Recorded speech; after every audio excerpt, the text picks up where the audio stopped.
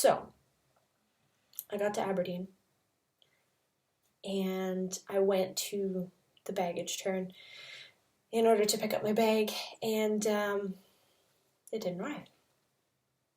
And I was like, that's okay, you know, they probably are taking a while getting off that flight. There was another flight that came in right before us, so it might have been their baggage kind of thing. Mind you, they have one baggage, Carol. And when they stop putting things on it, it stops. They literally press a stop button. It actually stops between flights. That's how many flights there are. So I'm kind of sitting there and I'm like, okay, this baggage, Carol, has stopped. I might be in trouble, you know, it'll be fine, whatever, don't worry about it. And it started again, and my bag didn't show up.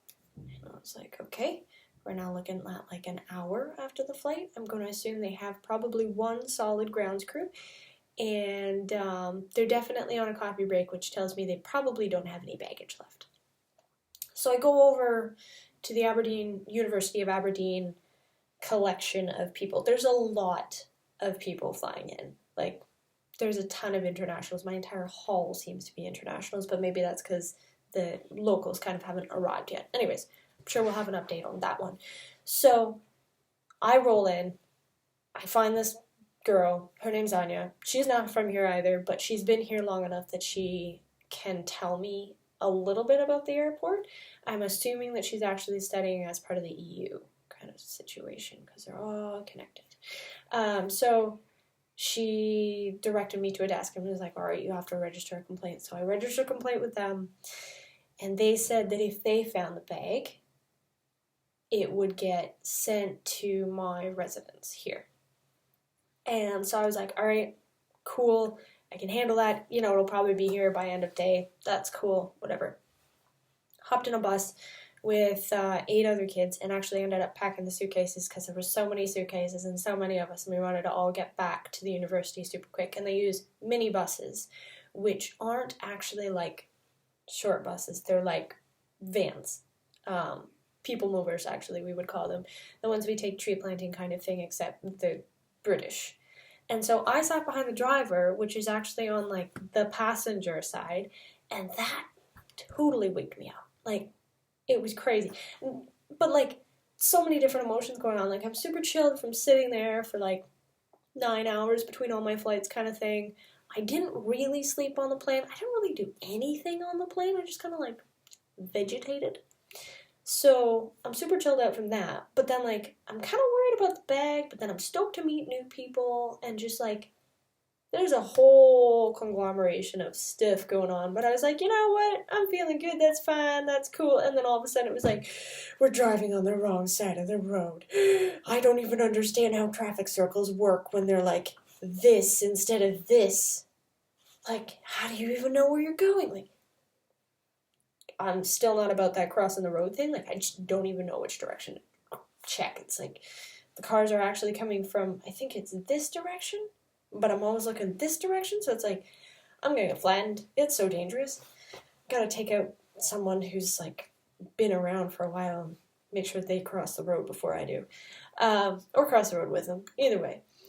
But basically, we're driving on the right side of the road. We did a small tour, like the very smallest tour possible, through the actual university. So we got to see the library and King Street and High Street, which are all very important things within the campus. And then we drove down Dawn Street into Hillhead, which is where I'm staying.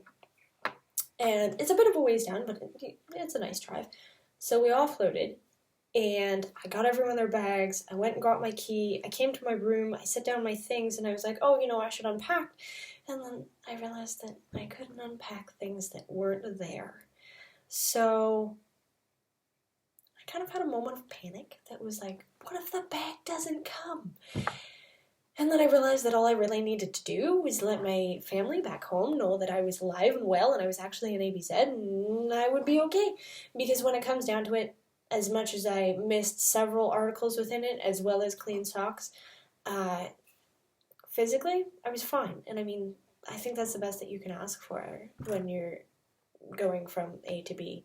And so I essentially ended up spending the evening kind of trying to figure out what kind of social support there was, like if someone could lend me bedding or clothes or whatever, and it ended up being that I walked to this place that's called ABZ, and I got my bedding, and that's a bit of another story, so I'm sure I'll get into it later, but I walked there, picked up my bedding, walked back, lovely walk, turns out to be about 7 kilometers, and you can see the coastline. It's actually crazy. I am definitely going to need to film that, so walked to ABZ, came back, put all my stuff on my bed, and went to talk to our student resource center. I think that's what it's called, but it's basically Hillhead has this one little office that's got a couple couches and pamphlets, and it's kind of like the student support network at Guelph, so it's something that I'm kind of used to. So I went in and I was talking to a guy, obviously not from here either. Like, it was very cool that everyone that I met was international. Like, literally almost everyone that I have met is international, and like, I've hung out with a couple of Canadians just because it's like, I think we're the only Canadian university here, and it's nice to be able to understand someone the first time they say something. But I went in and he gave me a phone number. He like essentially said I could come in at any point and use the phone because I don't have a UK SIM card yet, which means I can't call the UK numbers.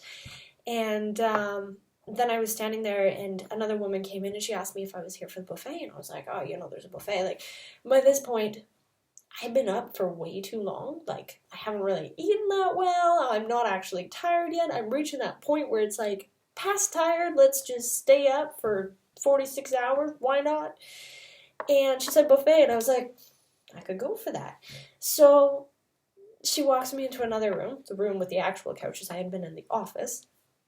And they're bringing out trays of sandwiches, and there's hordes of people coming through the doors, and I was like, all right, well, like, I got nothing to unpack, I got nothing to really do, may as well eat sandwiches and make friends. Cool. So, that's what I did, and it turned out that we had cucumber sandwiches with that. I was like, yes, we have cucumber sandwiches, yes. And then we had smoked salmon with cream cheese and fresh spinach, and it was like, it tasted like it was homemade bread. So, like, I was having a time. I tried Earn Brew for the first time. It tastes like butterscotch and popsicles. Apparently, a lot of other people taste bubblegum when it comes to it, but, like, I was also given one today, that's another story, that has no sugar in it. So I'm kind of wondering if that one tastes more like bubblegum than the other one. But I was just drinking it and eating these sandwiches and feeling extremely not from here, but appreciating the fact that no one else was from here too. So we got talking about accents, we got talking about different dialect, and that's when I met a couple of different people. And I believe the 4 places they're from is 2 of them are from Ireland, but one of them's from Dublin, one of them's from Belfast, who I mentioned, and then one of them's from Glasgow. Very heavy accent, and so small, but like very fiery, totally typical.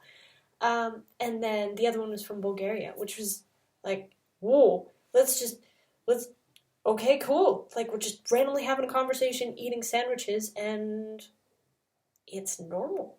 And I was like, all right, that's cool. Like, what a better way to spend my time in, like, hanging out with people and making friends than worrying about a bag. So, moments of panic here and there, but I ended up hanging out with them for quite a while. And as of yet, they seem to be good friends of mine. Works out pretty well. Anyways, so that's how I lost my bags. As it turned out, the next day at about 4 o'clock, apparently, the airport called the porter, and the porter is kind of like the front desk, will save you if you lock your keys in your room people. And basically said they had my suitcase, and then it was here by the time I got back from town, which I went with another huge group of people.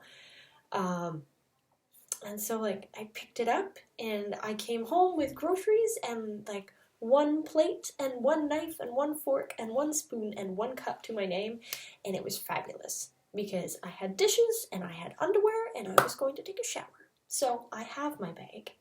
I did cry happy tears. And I think there was actually quite a lot of people who kind of celebrated with me, because they knew that was kind of my issue, like, that was my reservation thing, and there was a lot of them that offered me clothes. So, I mean, like, the kindness even that I saw in that, like, slightly more than 24 hours. It was really cool. So, I'm going to continue this later.